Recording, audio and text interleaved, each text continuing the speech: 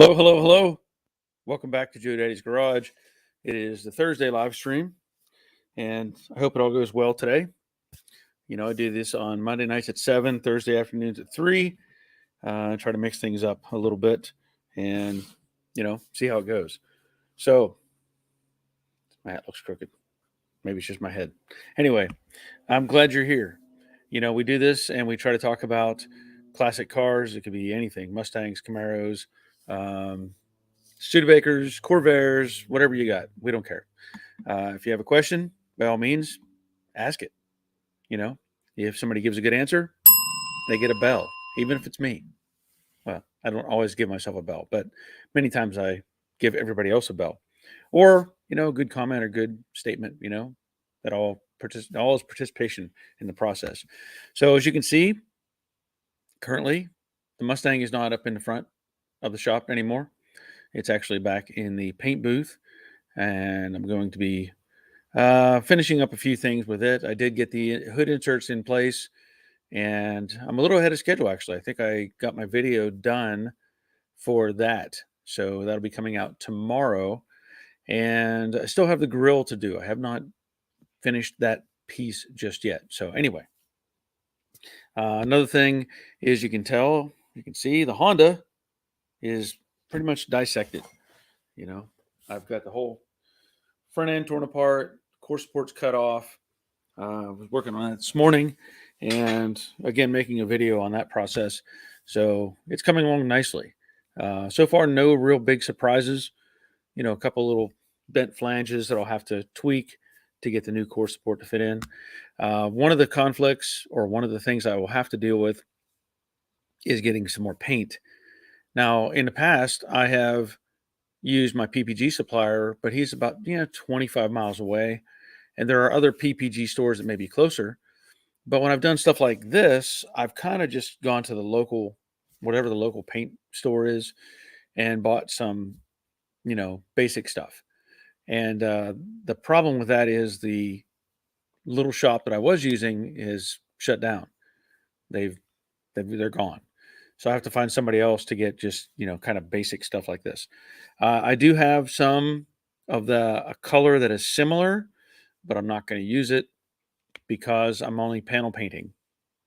And that means I'm going to paint the fender, the hood, and the bumper cover independent of everything else. I'm not going to blend any color, blend clear. It's just not worth it. The car is just a daily driver. So that's where I'm at on that thing. I do have all the parts here that I think I need. And, I've done a kind of a video catalog of that stuff. So it's all going to go pretty smoothly, I hope, and get it all together. There will be a few odds and ends that may cause me some problems. Might be some push pins or, minor clips or something like that. And I'll just deal with those as I progress through that. So anyway, it's coming along, and I'm pretty happy to be working on it, honestly. It's been, just sitting outside and waiting. So let's see who's here. Greg's Workshop is checking in from Australia. Glad you're here, Greg. Brian B checking in. Hello to all. And Brian says, hey, everyone. Still looking for a set of 69 351 Cleveland valve covers. The script is the year specific. So, later models such as 351M and 400 won't work. They fit, but the stamp script is different. Okay. So you're looking for a very specific set of valve covers. 69 351 Cleveland. Okay. Well, if anybody has any of those, by all means, let Brian know or where he may be able to source those. Terry Keithley checking in. Hope all is well. So far it is. I've still got, the weather's a little, still have something hanging around in my throat. It's not too bad, but it comes up on me every once in a while, gets a little rough, but hey, we're still alive, right? That's a big plus. Rick Stevenson, greetings. Glad you're here, Rick. Troy Justit, good afternoon, Barry and gang. It's a bright, sunny day in coastal Georgia. Well, it's not bright and sunny here. It's definitely overcast, and it's been raining, so I'm glad you're getting some sunshine. Robert, Info Craftsman, after all, it's a beautiful day in Cancun. where the better half is, and I am not. Yeah. Yeah. That's unfortunate. She has to go to Cancun. Far away. Hi, Barry. Nice to see you. I'm glad you're here, man. Hope all is well with you. Hope all is well. Dawn's Manufacturing. Hello, everyone from soggy, windy, chilly Portland. Yeah. Yeah. It's that time of year. You know, it's that time of year. You say chilly, makes you think that's a good time for chili. It's always a good time for chili when it's wet and rainy and cold, right? Crash Rider, good afternoon, everyone. Sunny but cool here in southern Indiana. Well, that's at least you got some sunshine. That's a good thing. Arthur Woodward, PT Cruiser, give me a problem. Oil light to start with. Now, new ignition switch and actuator and cam sensor. Yikes. To be honest, I don't like PT Cruisers. Even when we had the body shop and we worked on those things, it was always just a mess. You know, it's like the worst version of the K car. I don't know. I've dealt with that one. I changed the ignition switch. It was a great video. The actuator was screwed up, and I got that fixed. Maybe I just got lucky in getting that fixed, but yeah, I really can't help you much with the PT Cruiser. Jerry checking in from the Muddy Pit, Middle Tennessee, and Robert.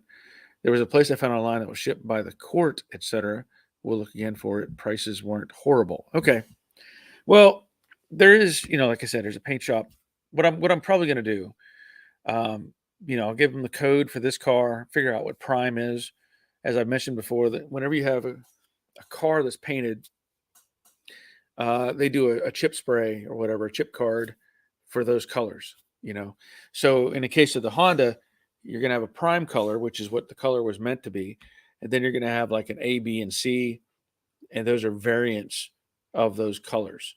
And what that means is if we had a big PPG stack of cards, you would fan them out and you would say prime and then, whatever variants they are.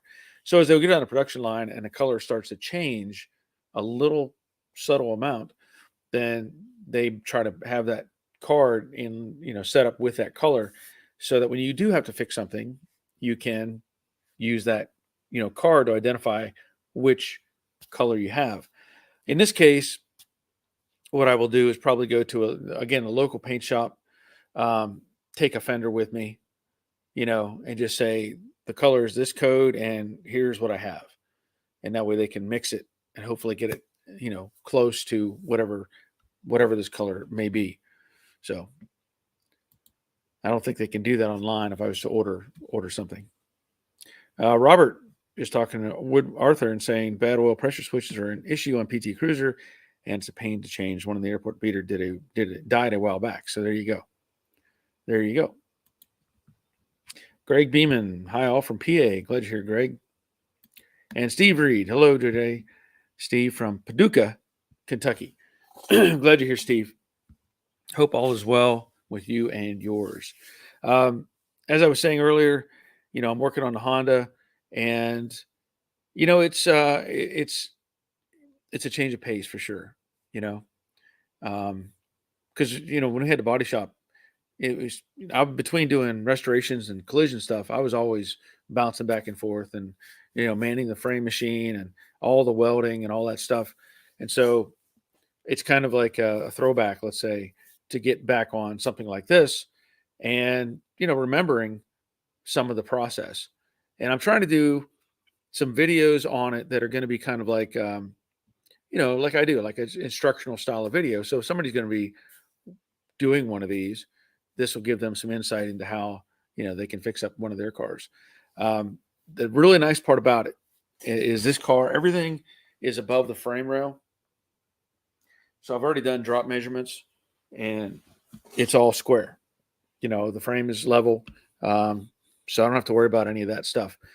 The tricky part is finding all the spot welds. Sometimes they layer stuff. So you have a piece of metal on the frame somewhere, and it's almost like you buy the core support, it's got stacked metal already put together. But I think on the assembly line, there was a different process because, they may not have stacked it up on the assembly line. It may still have been the core support as a unit, but with the big high-powered spot weld guns, it would weld all three pieces together. It's a little more challenging when you're doing it with a MIG or something, because you have to drill through two pieces of metal on the new piece and attach that to the parent metal or the factory piece, and then weld through both of those. It's not like you're going to weld one on and then put the other one on top, because it's assembled. So it's just one of those things that, kind of the process. But I think it's going to work out fine. It's going to work out fine. Phil, hi Barry. I'm about to install the front and rear glass. Is there a specific diameter rope that you used? Any help is appreciated. I believe it was a 1/4 inch. It was not very big. It doesn't take much. I mean, it's 1/4 inch clothesline is all I used. You could probably get away with, if had some decent twine, you could probably get away with it. But 1/4 inch clothesline, that'll work just fine. That'll pull through easy. Scott Keeney, good afternoon, all. Glad to hear Scott. I look back, think about that. I'll just do this because it's come to my mind. You're talking about, windshields. So I'll give you, let me see here. Where's my little, they rearranged everything on them. Here we go. All right. So I'm going to give you a little junkyard story. Why not? Old cars that we had in the junkyard all had that tape, the butyl, I guess, what is it? Am I using the right word? Or is the new stuff butyl? But they had the fat roll stuff, that would, like, GM and stuff. Like the Mustangs have a gasket, okay? But the old stuff had that roll stuff that would be, it could be 3/8 of an inch thick. Anyway, they put that in the cars, and all the trim and all that would go around them. So whenever my brother and I would have to pull windshields quite a bit. Well, when we would pull a windshield, we would use wire to cut that stuff. And it's not like we just had a roll of safety wire or something like that we would use. We actually would take, I mentioned before about we'd burn cars. Back then we'd just burn a car to haul, get it ready to go to scrap. Well, we'd, burn tires. And sometimes I remember we would, I think my brother or my dad would start putting tires like in a furnace we had in a garage. You talk about making some heat. Those things burn hot. But anyway, the end result is you end up with you actually end up with wire, because the bead is made up of wire, and there's wire, in it. So what we would do is we might save some of that. And when it came time to pull out a windshield, that's what we would use. We'd use that wire from a tire, and it worked. It didn't always work. Sometimes it would break, but we'd clamp on some vice grips and saw back and forth and work our way through those windshields. So we used to take out a lot of windshields with just a piece of wire. Now today, if I were to do it, it would be, like safety wire. I would use stainless steel, steel safety wire. Modern cars have to have a cutter. That stuff, the urethane. Yeah, the urethane. That stuff is super, super tough. In fact, the idea is that the urethane windshields bonded into the car, really, they're meant as part of a safety feature. So like on this Honda here, the urethane that goes all the way around the windshield, I'm doing this backwards here. Yeah, there you go. The urethane that goes all the way around the windshield, it is a structural element. These little windshield or A-pillars, they count the strength of the windshield bonded to it with the urethane as part of the strength. So that's why it's critical whenever those things go back in that they're glued back in the way they were done at the factory. So just some information there. Rick Stevenson, I used paracord to install glass. you could do that too. Or we might call 550 cord. Yeah, that would work. The rope is cheap. If you don't have that, you can go to any hardware store and buy, 50 or 100 feet of 1/4 inch rope. But, paracord or 550 cord would work great. Dave Conville checking in. Glad you're here, Dave. I'll even give you a Dave bell because, I haven't done that in a while. And you're late. Just a little bit late, but I'm glad you're here. I hope all is well. Earlier I was on Facebook and I posted a picture. And basically there was a picture of a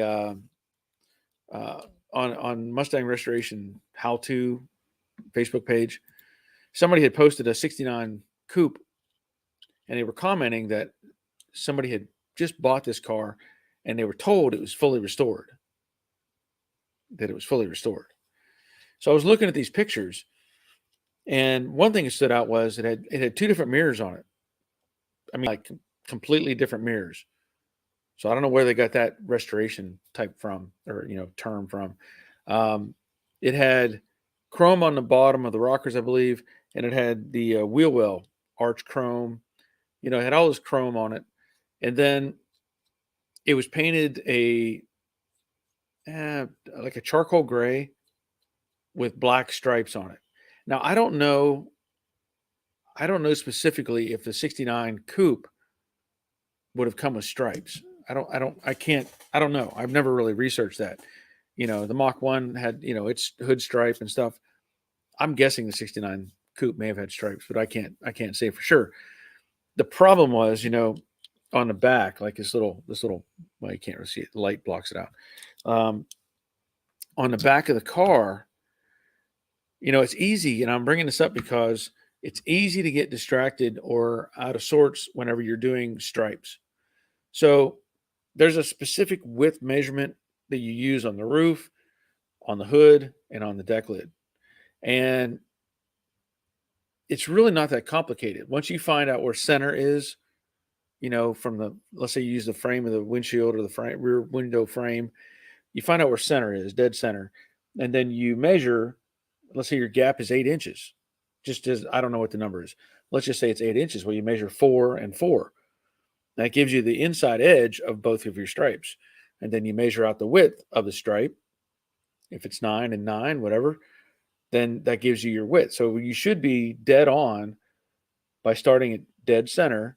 You can even take a piece of tape and run it across the front of the car, and get your center line. Or you could use a vertical level, or horizontal level.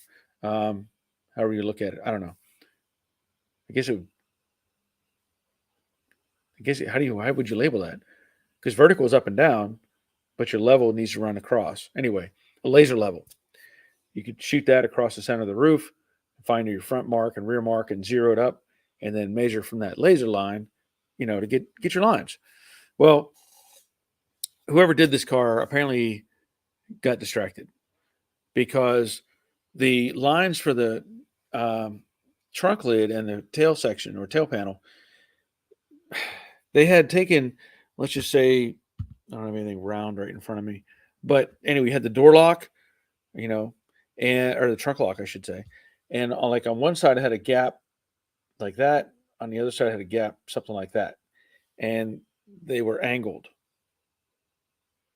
So the point being, when you're doing this stuff, figure out a way to make sure you're square, especially on the front of the car. If you're laying a stripe, the hood, the rock guard and balance panel will throw you off.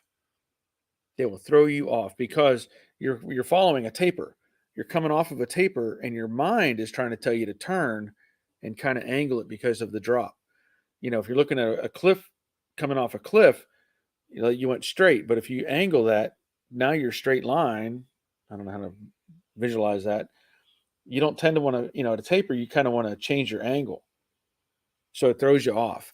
And I think that's kind of what happened with the rear of this car. They got like, oh, that looks straight. Finish masking it and spray it. And so that's a big deal. As of Wally, with his 68 convertible. He's talked about painting it, and I've said it before. Paint.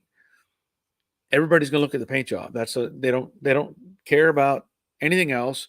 They don't they don't look at it and say, oh, does this have new quarters? Does this have? They just look at the paint job and they think, oh, this car's been repainted. It's very nice. But if you get something off, because I think we all have a symmetrical sense to where we can see something and go, oh, something's out of sorts right there, So anyway, just kind of one of those things. Robert, I resealed the rear glass in the El Camino once. The urethane came off all across the bottom. Not fun to cut or to apply with a regular caulking gun. My hands were sore for days after that. Yeah, I tried that as well. I put some on a vehicle using a regular caulking gun. Let me tell you, just don't. Just don't. It is torture. The caulking gun they use to put that stuff on is powered. It's like a little electric powered gun. And, whatever motor turns and a rod moves or whatever it does, it takes some force to push that urethane out of the tube. That's really, really tough. Phil, thank you. Hopefully the paint doesn't get damaged in the process. Now, if the paint's good, clear's good, all that stuff, it won't really. If you watch my videos, I sprayed Windex and stuff on there. Any kind of stuff that'll make it slippery will help. I use Windex because it'll evaporate. And of course, I did not put in the tape that they put in, they did like the factory. I came afterwards and used the sealant to go around the perimeter and the gasket. And I think that's all you really need, I don't know you gain much by putting it inside the glass, and inside the gasket like I've seen other people do. I just don't think you gain much. But anyway, anything else going on? I said before, I finished up the video for the inserts on Jade, and they work. That's a big plus. They work, because you never know. You never know. It's electrical. Even though it's a very simple setup, there could be something that's wrong. Now, I do remember that whenever I put that car together initially, that the front wiring harness was chopped up bad. I mean, it was really butchered. So I bought a new harness for the front section. That's the only harness that I replaced in that car. Put that in, and I don't know for sure. Maybe somebody else can help me with this. I don't know. Like modern cars, they will have plugins for like add-on stuff in most cases to simplify the building process. At least they used to. They would build a wiring harness that like fit everything. So you might have some extra wires or plugins in there. At least some vehicles I know did that. So I don't know if the Mustang was built that way. Like, did they already have the plug in the wiring harness for the turn signals? Because if you ordered a car without those, obviously it doesn't do any good. And we've all seen, connectors hanging out, not doing anything. So maybe it did. I don't know for sure. And I know that whenever I ordered that, I'm trying to remember if I said I need one with turn signals, because I don't know for sure. So if anybody has any input on that, let me know. But anyway, got it all hooked up and they work. So that's a big plus. Big plus. Tim checking in. Hey, all, what's happening? Not much. Well, I mean, I say not much. I'm tearing apart the Honda. Ta-da! I may have to replace some other pieces on that I just didn't see were damaged whenever, because anytime we do a collision job, normally we'd get in a car and they would write up an estimate, and then they would we'd start to dissect it and realize, oh, this radiator reservoir is cracked, or windshield washer bottle is cracked, or the wiring harness is severed, stuff like that. and then you have to file supplements. So I'm at a point right now where I can do, I have all the pieces to put the car together, but there may be a few things that I may have to address because I couldn't see them until I got everything taken apart. Just kind of how it works. Thankfully, though, I have all the big pieces. The one piece that I will have to work on is the hood hinge on the other side. I bought a new hinge for this side because I knew it was bent, but the other one on the driver's side has just got a little bit of a kink in it, but I think I can straighten that out. Robert, I have 2 dash harnesses I can compare for the 66. One is near perfect shape and I will sell. The other I will use. One is near perfect shape. I will sell. The other I will use. There are some differences as in the hazard light switch. Okay. Well, I mean, year model to year model, I think there's obviously going to be some differences, but I don't know about the turn signal wire. I mean, I don't know if it's actually normally in the harness because you could order these cars without the turn signal inserts, obviously. So I don't know. Cool Store 187 getting from New Zealand again. Can't watch, but listening. Nice to see a import being worked on. Yeah. Well, I'm hoping things are okay where you're at. I know that there's a lot of crazy stuff going on in New Zealand. Same with Australia. Lots of crazy power grabbing people trying to take over, trying to do stuff. I just noticed. Let me turn off this one light. I just saw that light is on over there.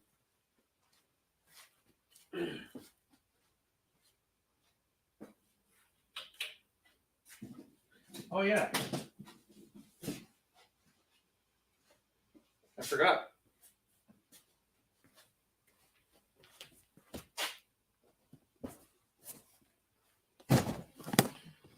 My radiator showed up. So this is going to be going into Jade. I've talked about it before. I had this company contact me, Alloy Works, and they've sent me a 3-row aluminum radiator. I haven't opened it up yet, and I don't know that I want to open it up yet. Kind of hesitant, because I didn't do I want to do kind of a unboxing for them because they sent it to me, so I need to kind of go through the steps, and that's not ready to be installed yet. So, oh hey Ricard, glad you're here. So that radiator, it has a training line hookup, and this is supposed to be for the 69, so it has the offset water necks. So I'm going to have to resolve either the water pump issue to where I come up with a hose that'll go from the passenger side water neck on the water pump to the driver's side on the radiator, or I have to swap out the water pump altogether. And if I do, I do. So the 69 has a water neck on the bottom left, the driver's side, and that would make it a lot easier. I could just use a 69 hose, boom, done. But I don't know yet. I want to kind of look at it and see what I can work with. There was some stuff out there where I saw pictures of it where they had made a tube that they could adapt from one side to the other. I can't find anybody who sells that thing, and maybe it's just not as common as I thought it was, which is not a big deal. I can, if I have to change the water pump, I will. I'm not going to worry about that. The only problem with changing the water pump is I think Dawn said you lose your timing marks. It kind of hides or changes you can't see your timing marks. So something to consider, but we'll see how it goes. Dawn checking in from Jeanette, Pennsylvania. Glad you're here. Hope all is well up there. I haven't checked the weather up in Pennsylvania in a while, but I know it's wet and rainy here in, Georgia right now. And I'm not sure if that's going to stay that way. Yesterday was decent. I had the door open, was working on the front of the car. And you'll probably the video that I'm making now on this car, I'll just give you a heads up. I did like an overview, and then started the teardown process, all time lapse type of thing. And then I wanted to pull the core support, get the crushed area out some. And if I had to, if I was at the body shop, I would have used a frame machine, mounted it, gave it a tug. But I didn't, I don't have that. The frame machine that I bought and paid for was basically sold out from under me by a quote unquote friend. So anyway, my frame machine is now at another body shop and not in my possession. Yeah. Just one of those things, where you try to be the nice guy and you end up getting stabbed in the back. So anyway, what I used was the Suburban. I hooked a strap to the Suburban and I just gently tugged it forward. And the thing is, the sheet metal is so flimsy on this stuff. I put tension on it and then I could just use my foot and push on the strap and got it to move where I needed it. So it worked out just fine. Dawn, just chilly in Jeanette, Pennsylvania. Okay. Yep. Well, it's, like I said, it's been kind of wet and rainy here. The other thing going on is SEMA. I hate to say it, but I'd rather be at SEMA right now than, sitting here in the garage. I have friends out there. I could not get there. There was just too much going on, family stuff, and just wasn't in the cards this year. Hopefully I can, things will go better next year and I can actually get out there. But we all need to get involved. I'll point that out. We need to get involved with SEMA and the aftermarket industry because there's legislators out there trying to shut down the whole thing. There's people trying to make it bad for all of us. So we all need to be involved in some way, shape, or form. Because if they take away all that stuff from us, it's not going to be any fun. If they outlaw our cars, there are going to be a lot of outlaws running the streets. Anyway, I think maybe the tide has turned a little bit. And I'm not going to get too far into the political stuff, but we've had some good outcomes in recent elections, so that's a big plus. Let's go, Brandon. Okay. What else is going on? What's everybody else working on at this point? I've talked about the Honda and what I'm doing with the Mustang. Some other news I'll just kind of give you. There's another builder came by to look at the convertible project, and he was, I guess, going to be. I gave the contact information to the owner and said, call him in the morning and see what you can arrange. I have not heard anything. I don't know if he made the call. I'm not sure what's going on exactly. But either way, the car it's got to leave. It's got to leave one way or another. It's got to leave. So whether it goes to this other guy's shop, or if it goes into a storage facility or something local until he can get to it, doesn't matter. It just can't stay here. Just got to go. It's got to go. That's all I'm saying. So, Dawn, I don't know what Dawn's Manufactory. What are you working on, Dawn? Anything good? You got any good stuff you want to share with us on your Betsy project? Need a good update. Oh, Wally, sorry I'm late to the show. Just put the rear Mustang letters on the trunk lid. Good, Wally. That's always a positive feeling, isn't it? Everything's nice and shiny and put a little bit of chrome on top. It's like icing on a cake. Good stuff. Car's looking good. I don't know if everybody has kept up. Let me hold on just a second. Let me get a drink. I don't know if everybody's kept up with Wally and his channel, 68 Mustang convertible, but he's really taking it serious at this point. I'll say that. When you rearrange the whole shop and section it into different locations just so you can have a clean area to do assembly work and all that. That's taking it pretty serious. So I'm excited for Wally. I think it's going to be fantastic going together. And I know he's going to have fun driving that car in the spring, as he said. So check out his channel, 68 Mustang Restoration. Good stuff on Wally's channel. Jerry at the Money Pit. I'm finishing the paint booth, modifying the exhaust fan, testing with and without filters by Sunday. Cool. I hope the rest of the car is coming together. I know you've had a lot of things you were fighting with on your car, and I hope you got all those figured out. So, the paint, that'll be again, we all know that all the work prior to painting is usually dismissed.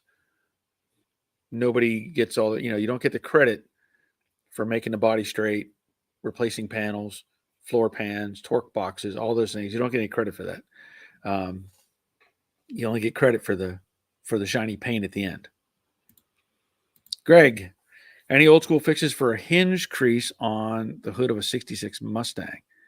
Ooh, hinge crease. So you're talking about you were trying to push the hood down and it bent? Is that what you're referring to? Ooh, that's kind of tough. I can't say there's an easy fix for that. The problem is to make it, well, the problem is the hinges. If that's what you're dealing with, is the hinges are too stiff. So that's the first thing. But once that hood is bent, if that's what I'm talking about, then there's really, really not much you can do. Because let's see. Oh, so you're saying it probably blew open during its life, so that it's bent backwards?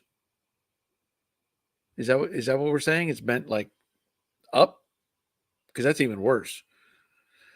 Anytime something gets bent like a piece of metal, it stretches on one side and it collapses on the other.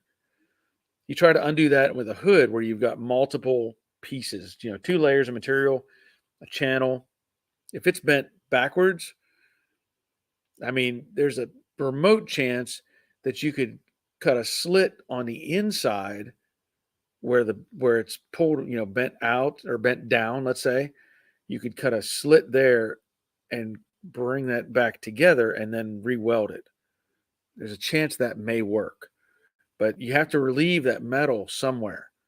It has to have somewhere to go. And being that's such a short channel on the sides, there's nowhere to collapse that without compressing it. So, I've done it before with other pieces of metal where I've cut a slit and made a relief and then welded it back together. So that may be an option. It won't hurt to give it a try, at this point. Jerry, the Vinny Jerry is supposed to be here today. Cool. That's a plus. Good to hear that. Robert, I am stuck in grinding hell, hundreds of plug welds all over to grind smooth. So little for me to make it worth filming, and going back and forth to Cleveland doesn't help. Yeah, I understand that. Yeah, I do. And I hate it for you. Oh, hold on a minute. I hear voices outside my shop.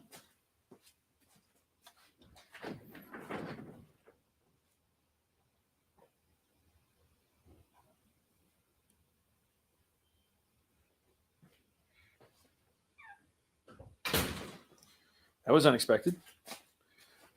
Had a delivery. Usually I don't hear anybody when I'm get a delivery, but maybe he was talking on the phone or something. Sound the alarm. Somebody's here. Let's see. Dawn, just priming, sealing, and painting bets, working on the undersides. Well, that's a plus. Good, Dawn. Good. Let's see. Greg and Jerry. The bodywork is about 95% complete. I want to install a vintage air evaporator to see if I need to modify the core support. I'm going to guess you shouldn't have to, but it's good plan. I've always said it. Test fit. You got to make sure this stuff is going to fit the car. It's kind of like the convertible project. Big radiator wouldn't fit. So I had to modify the core support. I widened it out and made it fit the radiator so it'll bolt right in. Lots of things, lots of little things that have happened on that car, but just about any car, just to make things right. And again, we never get the credit for that. Nobody ever notices that stuff. And ideally, if you're doing this stuff, I guess it's sort of a way of looking at it. Like if you did it wrong, somebody would notice, right? They would look at it and go, "Oh, that quarter panel something's not right with that." But if you do it right and nobody notices, well, you're not going to get the pat on the back, right? You're just going to say, "Oh, the paint job looks great," or whatever. But in a subtle way, it's like you don't want people to notice that you've done something. You know what I mean? It's a positive in that aspect. But if there's no complaints, that means you did it right. But if you do it wrong, somebody's going to notice. Somebody's going to notice, and then it doesn't matter. Richard, what is your opinion on adding GT fog lights to a 65 Mustang? I'm not trying to make it a GT, but I like the added safety feature. Also, I'm planning on adding a third brake light also. I mean, it's not that big a deal. If you're doing it for the way you like it, that's fine. It's not like you're, it's not like you're trying to, pass it off as a GT, right? And it's not like you're cutting a hole in the side of the car to make the light fit. It's the grill. So if you put the grill in, the grill can be changed later if you want to go back to stock. I'm not even sure if they cut the holes or whatever. But that's not that big a deal. Third brake light, again, there's a variety of ways you could add that. I think that they sell those now where you can just put it, mount it on a package shelf or stick it even to the back side of the glass. So yeah, safety first on that stuff. Keep it safe and do it. You're welcome, Greg. Robert, if you want the fog lights, just add them. The better half wants them, so I may as well. Yeah. There's one thing I've thought about doing a couple times, and I'm not sure if I want to do it yet or not. Let me tell you. I was at Harbor Freight the other day, and I haven't been to Harbor Freight in a while. Just haven't really needed anything. But I went to Harbor Freight because I was doing the hood inserts for, Jade. And one thing that I needed was some, I don't know if you want to call it wire loom or a wire clamp, the C-shaped clamp kind of, has a tang on it so you can bolt it to something. The kit that I had for the car didn't come with any of that stuff, which not surprising. We all know it's like, you're going to order this and you get just that. You don't get any of the other accessories. So I was like, I need some of those clamps, but I need them pretty small diameter. So of course I went to the parts store first, nothing there. I checked the Tractor Supply, nothing there. And then I thought, oh, wait a minute, Harbor Freight. So I went to Harbor Freight. And I'll show this in the video too. But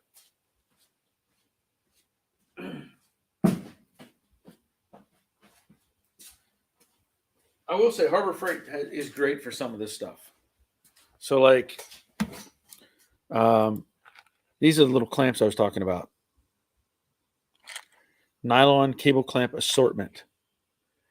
So you get 40 pieces for $5. And this did exactly what I wanted it to do on the wiring for the hood inserts. So while I was there, I was looking around and I got something else. I'm going to try, only because I would just want to experiment with it and see how it works.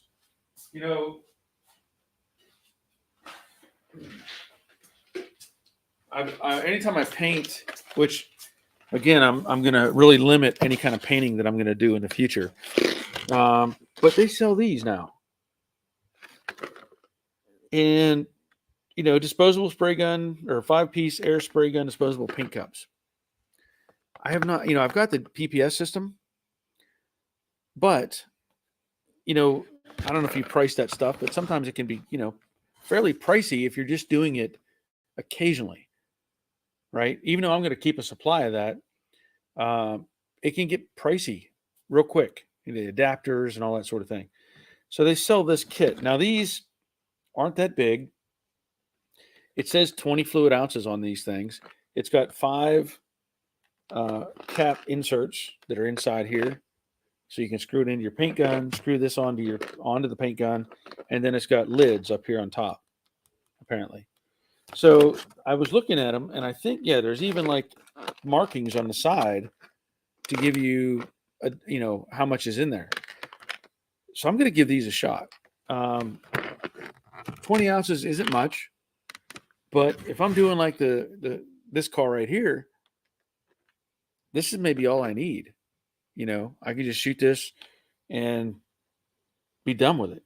But anyway, I thought I'd give these a shot as well. I was looking at some of the tools and different things there. And, they've got some nice, super nice toolboxes right now. But I can't even justify the price of them. I mean, they're awesome. They've got some in there that cover half that wall over there. But I just can't justify it. They're supposed to be Snap-on knockoffs. And they might be, but I just can't justify it. I was looking at some sockets and stuff. Then I realized, hey, I already have all these sockets. I don't need more sockets. I need less sockets in some instances. Now, let's see, Robert. I did a third brake on the El Camino that I bought from J.C. Whitney with its low-mounted taillights. It helps a lot. That's a good point. Yeah, that El Camino has the taillights in the bumper, right? Yeah, I believe so. So yeah, those are low. That does help to have those up high. And Robert, I use those paint cups, and they are okay. You get knockoff PPS cups on Amazon now that the patent ran out. We'll send you a link to add to your store. They are far cheaper and work fine. Okay. Well, I thought I'd give them a shot. They were this kit was only, I don't remember how much it was. It was I don't know. The spray gun paint cups, $6.49 for 5 of these. I just couldn't really go wrong with that, in my opinion. And one other thing that I picked up, I picked up a 3-foot length of 3/8 inch rubber hose. In the paint booth area, I have that water separator and the the filtration system I have. And I've had issues with the air compressor, leaking down. And one day I came in here and I turned on the air and I kept hearing this hiss. And I was like, I don't hear so great, but I can hear this hiss. So I'm looking around and finally I went back into the paint booth. Let me show you. This is basically the same as the hose that I bought. And it's a connector, it's a short length connector. You could use this to connect your air compressor, to your main line system. But I had this back there and it's always been kind of like this shape. It's not been like forced into some weird shape. It was just gentle curves. And it turned out it was this hose. So just be wary of that. This hose just fell apart. Just fell apart. So I had to get another one of those. Let me see here.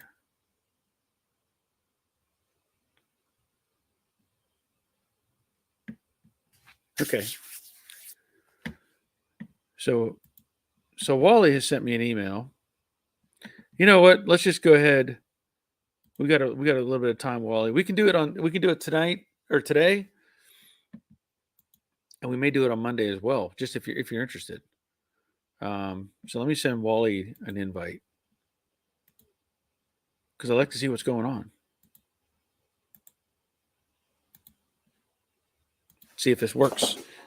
So I sent Wally an invite. Let's see here.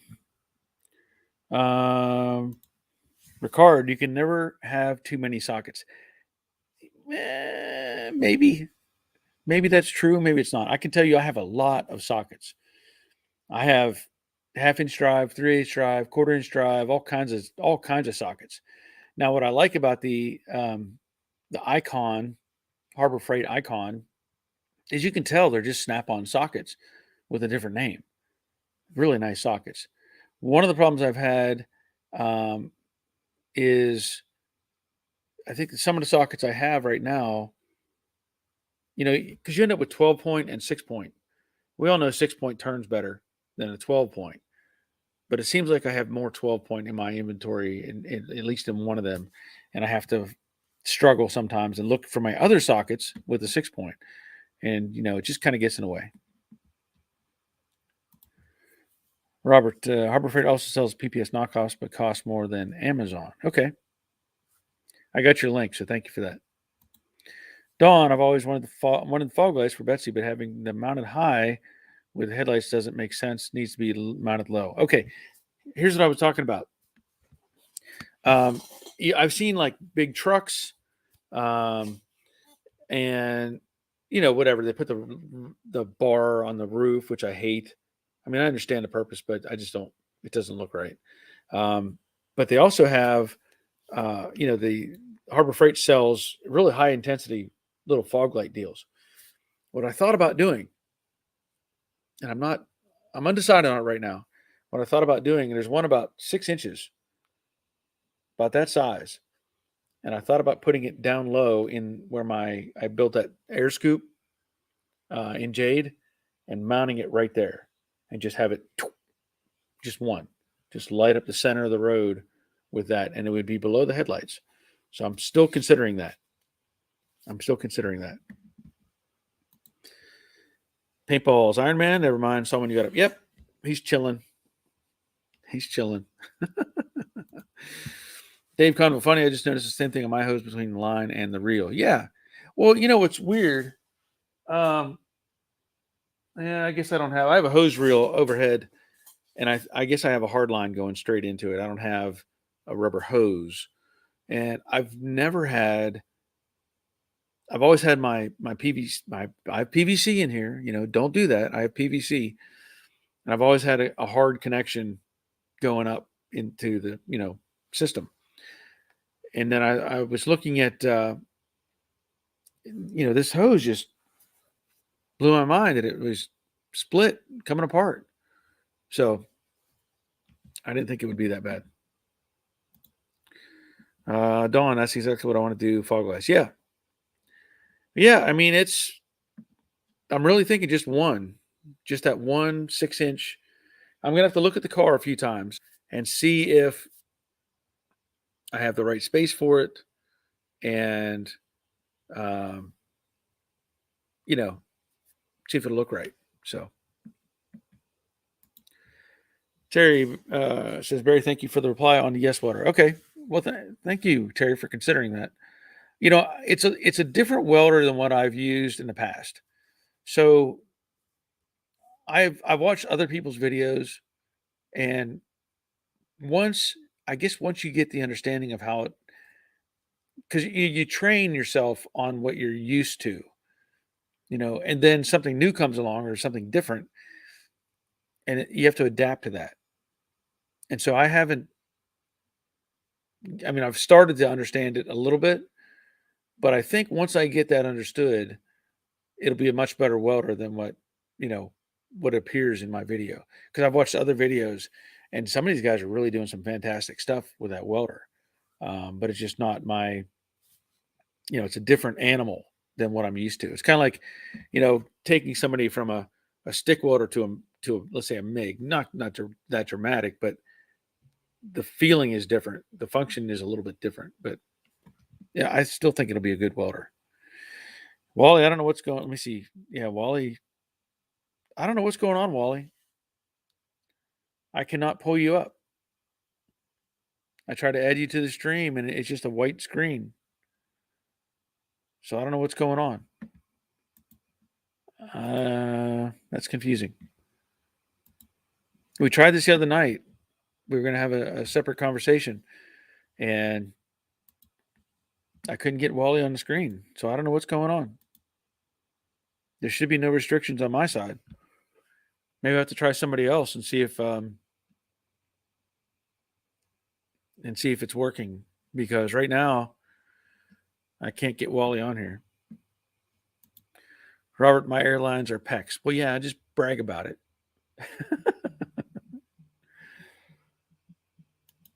Oh, look, I got a potential spam call. Yeah. How many of us are getting those calls every 3 minutes? Dawn, they used to make fog lights which project a narrow horizontal beam. Yeah. And Dawn says bandwidth probably. Well, maybe. I mean, I've done the same thing with other people. So I don't know if anybody else is available. Robert, I can send you a link if you want to try to join me and see if it'll work. I don't know what you're up to right now, if you're out in the garage or not. I'll just send you a link and see what happens. Even if you don't join, if you just signed up or went to agree to it, because right now when I pull up Wally, it's just a white screen. There's nothing there.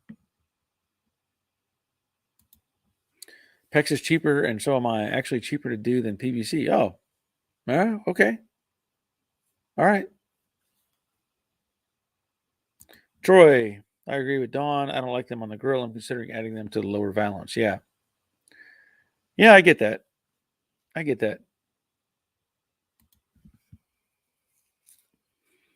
All right, Robert, I sent you a link. Is that Canny? I don't know how to say that. Canny or Caney? I don't have cash for the disc brakes in my 66 Caprice. Should I do the drums? And how much should a kit cost for front and back? So you're asking me a couple of questions. So are you wanting to... Let me clarify. I don't have cash for disc brakes on my 66 Caprice. Should I do the drums? And how much should a kit cost for front and back? So first question, are you considering disc brakes front and rear? Is that part of the equation? I'm surprised the Caprice doesn't have front discs on it. I thought the Caprice was the upgrade. So I'm surprised it doesn't have disc on it. But, okay, so Robert, you're coming through. So I don't know if you want to be on here or not. I can't hear what you're saying. I can just see you. So, anyway, so drums, and you're asking for a kit front and back. So I'm not sure if you're asking about a disc brake kit or what it would cost to rebuild the drums. So, all right, Robert, do you want to be on here? You nod your head yes, shake your head no. Device disconnected. Okay, so he doesn't want to be on here. That's okay, Robert. Wally, I don't know what's going on. Robert showed up. He was on screen. So, I don't know how to say that. Canny or Caney. Phil, give me some more information on what all you're really asking here, so we can help you get an answer for that. Okay, so Robert decided not to be on there. All right. But I guess if you're asking, like if you're just going to rebuild a set of drum brakes, it depends on overall condition of everything. So, I've done videos on the drum brakes on an Impala.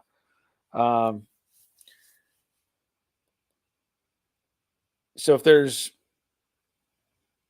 a question on that, the things you have to deal with on the drum brakes is making sure your wheel cylinders are okay, because a lot of times they will, corrode up and won't function properly.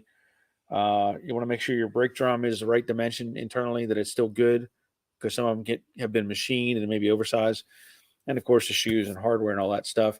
And then the big thing is the brake line, the rubber line that goes from the body to the rear axle. If that gets blocked up, it doesn't matter what you do to the drums, you're going to have problems. So give me some more information, and see what we can answer for you. Terry, I would like to try my hand at TIG welding. That's one of the things that I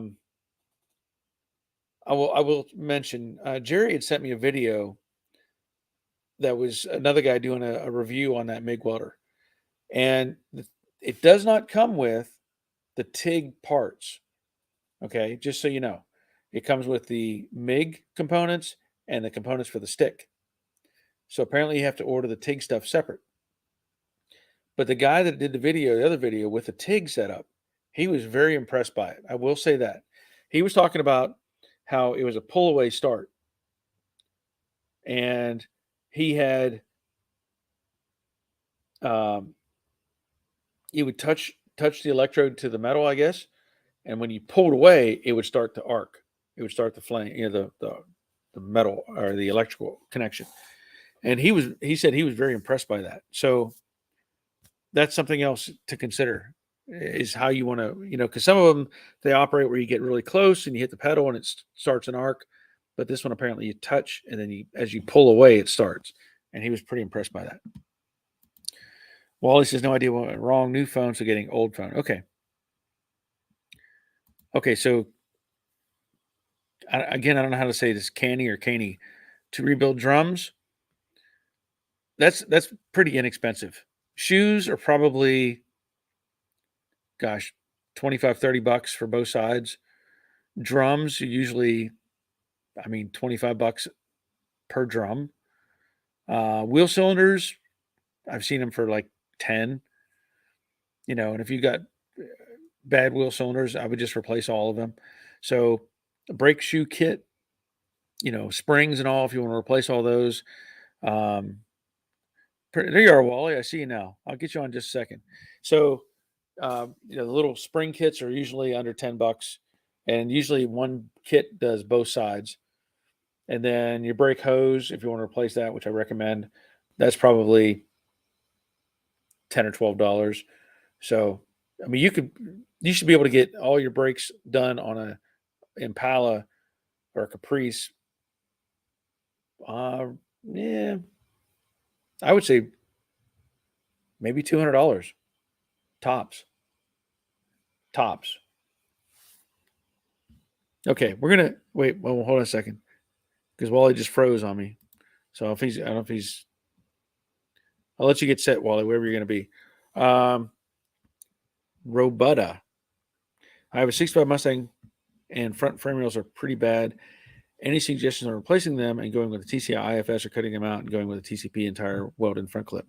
I've seen some good stuff on the TCP setup.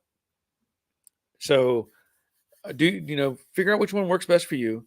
But the frame rails, I would, as I've mentioned before, if you're going to do that, get the car level on jack stands, get it some sort of a jig system to where you know where the old frame rails are, and get the new frame rails in the exact same location. So if you're going to go that route, either way, you need to figure out where the frame rails are sitting so they're in the same location. I do like the TCP setup, and if it's, entire front clip, it's probably save you some effort. Yeah, Wally, I don't know what was going on there. You kept freezing on me. You'd move along and then you'd freeze and then you'd move along and freeze. But, if you're doing the TCI setup, I've done the video on the 66 Mustang convertible, the Brooklyn Pony. So if you watch that video, you can see me putting in the frame rails, putting in all the TCI setup. It's not that hard to do if you can weld and cut and fit and measure and all that stuff. So have a look at those videos if you haven't seen them already.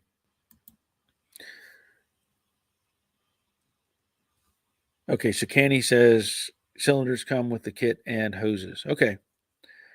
Yeah, I don't have a price breakdown in front of me, but honestly you should be able to get under less than $200 to be able to fix all your brakes. Robutta. Awesome. Thank you. You're welcome.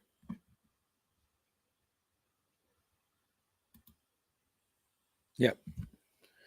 And Canny, don't be afraid. Well, I've ordered stuff before from like Rock Auto and had good luck with it. Anymore, I've been ordering stuff off of Amazon. It seems cheaper to just buy it from Amazon. I've had good luck with Amazon getting parts, and they're cheaper than your local parts store. Even shipping and everything is cheaper than your local parts store. I've even gone to my local advanced and said, hey, I'm looking for a set of brake rotors for my wife's Honda. And they wanted like, I don't know, $100 a rotor or something. And I could get like a whole kit, rotors, pads, and everything for like $130 on Amazon. And I was delivered. So consider that as well. Roboto is just a tool for drum brakes to set your distance between pads and drums without guessing. That's not a bad idea. They do sell it. It's like a caliper tool. Looks like a caliper, if I'm remembering correctly. And that'll let you can measure the inside of the brake drums, and then you can measure the outside of the shoes. It does save you some effort because you could sit there like I do, I've always done, go back and forth, put the drum on. Nope, not tight enough. Take it off, ratchet it up, put it back on. Nope, not tight enough. You sit there and waste a lot of time. So that's a good idea, Roberta. Give you a bell for that. Cool. Looks like these are some new people we haven't seen before, and I'm glad you're here. I'm glad you're here. You should check back with us on Monday night at 7 o'clock. It's been an hour, and I need to get some work done. Oh, wait, let's see Wally. I see Wally pop up for a second. Yeah, there you are. All right. I'm going to pull Wally on and see what happens. Let's see what happens. Is that better? So the new phone, well, hold on, you get bad lighting here. So the new phone doesn't work with this live stream stuff. So I'm gonna have to fix that, that's for sure. The old phone works, but I don't have a SIM card in it, which means it had to use wireless. Just like yourself, when this thing flips to wireless, it's crap. So I had to jump a router out here and reconfigure my phone. So hopefully now you guys can hear and see me. Is that working okay? Yeah. I'll say this, you're fuzzy. You're fuzzy. And you're lagging. Okay, I'm fuzzy, but you can hear me okay. I can hear you, yeah. Like I said, it's the Wi-Fi. It's I don't have a SIM card in this old phone, and it's on Wi, and that's the problem. Okay. Yep, and you just froze. Now stuttering. I apologize for that. That's okay. So I guess, is this good enough, or do you want me to fix this so we can rejoin on Monday? Let's just try it again on Monday. Because you're really I can resolve. Right? Yeah, I can resolve this. Okay. We'll check back on Monday. Nobody wants to watch that. So what I'm going to do is I'll resolve this issue. I'll fix my phone so that this works, and I'm back on Monday. But yeah, great stories on fog lights and backup lights and brake lights and stuff. So let's do that on Monday. Sorry, everyone, but technology lets you down once in a while. Okay. Yeah, we may even do a test run later to see if we can get it all working. Okay, Wally's froze. I'm going to pull Wally off. But hey, now we know what's going on. It's something with his new phone. So let's see what we have here. Robert, I bought 2 wheel bearings and 2 hubs for the PT Cruiser with Barry's link, and it was less than 1/4 of the local parts store, and I had it faster. So thank you for using Amazon. Going through my link. Appreciate it. Jay Kubies. Hey, Barry. I'm guessing Kubies. Glad you're here. Jerry, I can hear Wally too. Okay. It's funny, when I get names, and it's sometimes you can't tell what it is. I found out, here's a funny for you. I've said it before, I deliver for Uber at night. So I drive around delivering food for people. And it's kind of fun. It's kind of like a scavenger hunt for me. Gets me out of the house. I don't have to sit there. I'm not going to sit and watch TV for hours on end. So what's crazy though is the turn-by-turn directions. They tell you, turn left on Smith Road or whatever. And the GPS, whoever does the algorithm or whatever to make what it says, to say what it says, they don't understand words that we have used in the English language all the time. As an example, I turn into a subdivision called Lakemont, Lakemont. I think it's 2 words, Lakemont, right? Lakemont. All through that subdivision, they have Lake something. it could be Lake Drive or Lake something, whatever, different names. One of the roads I turn onto is Lake Point. Pretty simple. Lake Point. Now, granted, the GPS tells me turn right at, Lakemont Drive. Okay. Turn into Lakemont. Turn right at Laca Point. It says Laca Point. It's like you can't understand. Lake is the word, and it says Laca Point. So every time I hear that, I get mad. I'm like, you're in the Lake subdivision. So then the other night I was doing a delivery, and the word was Bamby. We all know what that is, right? Bambi. Bambi. I was turning on Bambi Lane. And this GPS thing said, how did it say it? Instead of Bambi, it was Bombay. Bombay. Yeah. Bombay.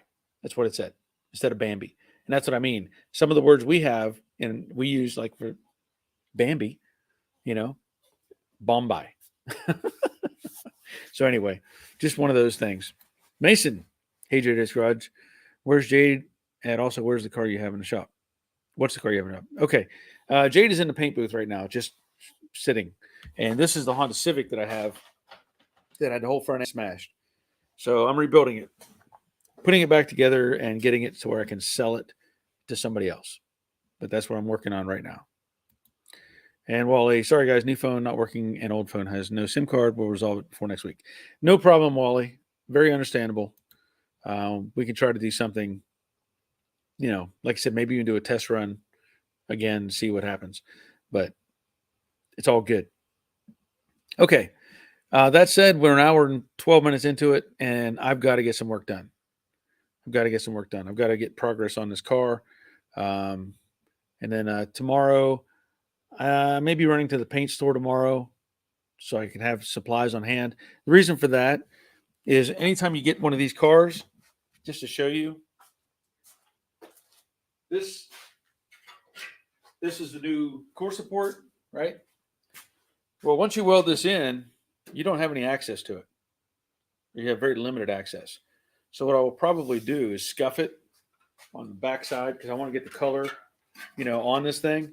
I'll scuff the backside where I don't have any spray access and just get color blown onto it. Leave it off where all the welds are. So when I put it in, then I can just address those areas and be done with it. Just one of those things, you don't think about until you're, putting it together and you go, oh gosh, how can I paint that? And what you have to do is prep it ahead of time. Note. Okay. I'm going to get back to work. So I'm glad everybody was here. We'll do this again on Monday night at 7. I hope everybody has a good weekend. I think it's time change weekend. Yay. I hate time change weekend. Just leave it alone the way it is right now. We don't need to do any time change. Stay where we're at. Stay the course. Leave it alone. We need to get that fixed. Anyway, thanks for being here. And again, we'll be here on Monday night at 7. And until next time, take care of yourselves. See ya.